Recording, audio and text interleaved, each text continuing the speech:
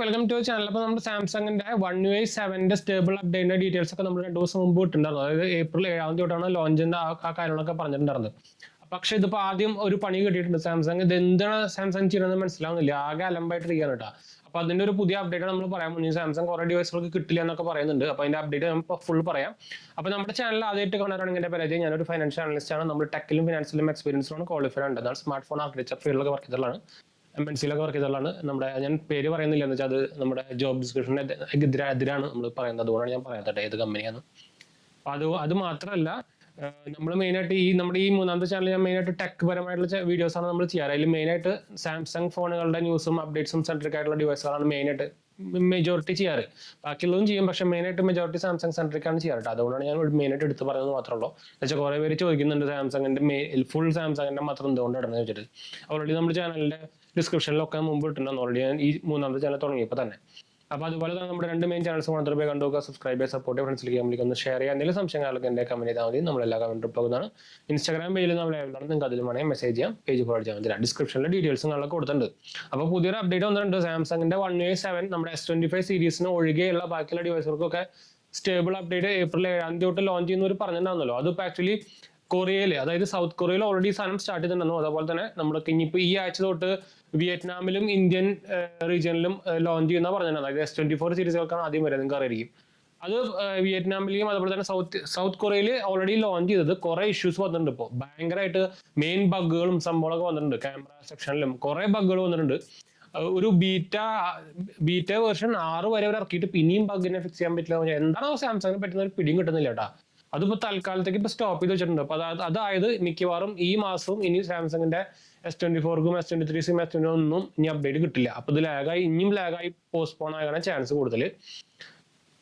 ഇതാണ് ഇപ്പൊ വന്നെങ്കിൽ ഒരു അപ്ഡേറ്റ്. ഇത് ഒഫീഷ്യലി സാംസങ് ഒന്നും പറയുന്നില്ല, പക്ഷെ അവരുടെ എന്താ പറയാ, നമ്മുടെ സാംസങ് മെമ്പേഴ്സ് ടീമിന്റെ കമ്മ്യൂണിറ്റി പോസ്റ്റിൽ വരുന്ന ഡീറ്റെയിൽസുകളാണ്. അപ്പൊ ഇത് 99% കൺഫേം ആവാൻ ചാൻസ് ഉണ്ട്. അപ്പൊ അത് വന്നേക്കുന്ന ന്യൂസ് ഇതുവരെയായിട്ട് വന്നേക്കുന്നതൊക്കെ കറക്റ്റ് തന്നെയായിരുന്നു. അപ്പൊ ഇനിയും ഇത് പോസ്റ്റ്പോൺ ആവാനാണ് ചാൻസ്. അതായത് മിക്കവാറും ഇനി അടുത്ത മാസമാവും S24ന് കിട്ടാനുള്ള, S24 സീരീസുകൾക്ക് കിട്ടാനുള്ള ചാൻസ് ഇനി അടുത്ത മാസം തന്നെ ആയിരിക്കും കേട്ടോ. ആ മാസം തന്നെ S23 സീരീസുകൾക്ക് വരാൻ ചാൻസ് ഉണ്ട്. പക്ഷെ ബാക്കിയുള്ള മോഡൽസുകൾക്കൊക്കെ അതിന് ഒരു മാസം കൂടി പിന്നെയും ലേറ്റ് ആവും. ഇത് ഇനിയിപ്പോൾ മിക്ക ആൾക്കാർക്കും ഇപ്പോൾ സാംസങ്ങിന്റെ One UI 7 വെയിറ്റ് ചെയ്ത് മതിയായിരിക്കും. അപ്പോൾ ഓൾറെഡി സാംസങ്ങിന്റെ ഭയങ്കരമായിട്ട് ഇടിഞ്ഞിട്ടുണ്ട്. അവരുടെ മാർക്കറ്റ് ഷെയർ ഒക്കെ ഭയങ്കരമായിട്ട് ഇടിഞ്ഞിട്ടുണ്ട്. ഇവർക്ക് എന്താണ് പറ്റിയെന്ന് എനിക്ക് സത്യം പറഞ്ഞാൽ മനസ്സിലാവുന്നില്ല കേട്ടോ. ഇങ്ങനെ ഒരു, അതായത് ഗാലക്സി AI എന്ന് പറഞ്ഞൊരു സംഭവം ഇറക്കിയപ്പോൾ തന്നെ എത്രയും പെട്ടെന്ന് കൊടുത്തൊരു ബ്രാൻഡാണ് സാംസങ്. അത് എന്താ വെച്ചാൽ നിങ്ങൾക്കറിയും, നമ്മുടെ ഐഫോണിന്റെ 15 സീരീസുകൾക്ക് ഇപ്പൊ പോലും കറക്റ്റായിട്ട് One UI അതായത് ഗാലക്സി എന്ന് പറഞ്ഞത് നമ്മുടെ ആർട്ടിഫിഷ്യൽ AI ഫീച്ചർ ഒന്നും വന്നിട്ടില്ല. അത് വന്നേക്കുന്നത് പോലും കറക്റ്റായിട്ട് ഇംപ്ലിമെന്റ് ഒന്നും ആയിട്ടുമില്ല. അത് വേറെ കാര്യം. അപ്പോൾ അതൊക്കെ വെച്ച് നോക്കുമ്പോൾ സാംസങ് ഭയങ്കര ബെറ്റർ ആണ് നമ്മുടെ AI ഫീച്ചേഴ്സ് ഇംപ്ലിമെന്റ് ചെയ്യുന്ന കാര്യത്തിലൊക്കെ. പക്ഷേ ഈ One UI 7 ഒരു പുതിയ വേർഷൻ, അതായത് അവരുടെ ഒരു ലോഞ്ചറിന്റെ ഒരു പുതിയ വേർഷൻ വിത്ത് Android 15 ഇറക്കാൻ എന്താ സംഭവിച്ചത് എനിക്ക് മനസ്സിലാവുന്നില്ല. ആദ്യമാണ് ഇങ്ങനെ ഒരു സാംസങ്ങിന്റെ സൈഡിൽ നിന്ന് ഒരു ഇഷ്യൂസ് ആദ്യമായിട്ട് കാണുന്നു വെച്ചാൽ. എത്ര കാലം ഇത് പോസ്റ്റ്പോൺ ചെയ്ത് പോകുന്നു. S25 സീരീസ് ഇറങ്ങിയിട്ട് എത്ര കാലമായി. അപ്പൊ എനിക്ക് സത്യം പറഞ്ഞാൽ മടുത്തു. നിങ്ങൾക്ക് മിക്കവാറും മടുത്ത് കാണും.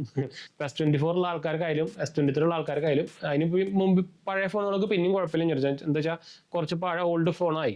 ഇപ്പൊ ഈ S24ഉം S23 സീരീസുകൾക്ക് എന്തായാലും ആൾക്കാർ ഈ കൊല്ലത്തിനുള്ളിൽ 1 ഇയറിനുള്ളിൽ ഫോൺ വാങ്ങിച്ച ആൾക്കാർ എന്തായാലും ഉണ്ടായിരിക്കും. എന്നുവെച്ചാൽ അവർക്ക് ഒരു ലേറ്റസ്റ്റ് അപ്ഡേറ്റ് ഇത്ര കാലമായിട്ട് വന്നിട്ടില്ല എന്ന് പറയുമ്പോൾ അവർക്ക് ഭയങ്കര ഒരു എന്താ പറയാ, നമ്മൾ ഇംപ്രഷൻ പോകാന്നൊക്കെ പറയില്ല. അത് അങ്ങനത്തെ ഒരു സംഭവം ശരിക്കും പറയാനുള്ള വന്നിട്ടുണ്ടായിരിക്കും. അത് ഉറപ്പാണ്. എനിക്കും ശരിക്കും എന്താ പറയുമ്പോൾ ഇപ്പൊ ഞാൻ സാംസങ് ആണ് ഉപയോഗിക്കുന്നത്. എന്ന് വെച്ചാൽ ഐഫോൺ സെക്കൻഡ് ആയിട്ട് മാറ്റിയിട്ടുണ്ടായിരുന്നു. പിന്നെ OnePlus ഒക്കെ ഞാൻ അത് കഴിഞ്ഞിട്ടുള്ള ഉപയോഗിക്കുന്നത്. അപ്പോൾ ഞാൻ ആക്ച്വലി നമ്മുടെ ഐഫോൺ നിർത്തിയാലോ എന്ന് ആലോചിച്ചിട്ടിരിക്കുകയാണെങ്കിൽ, പക്ഷെ അവരുടെ ഈ ആപ്പിൾ വാച്ച് അൾട്ര ഉണ്ട്.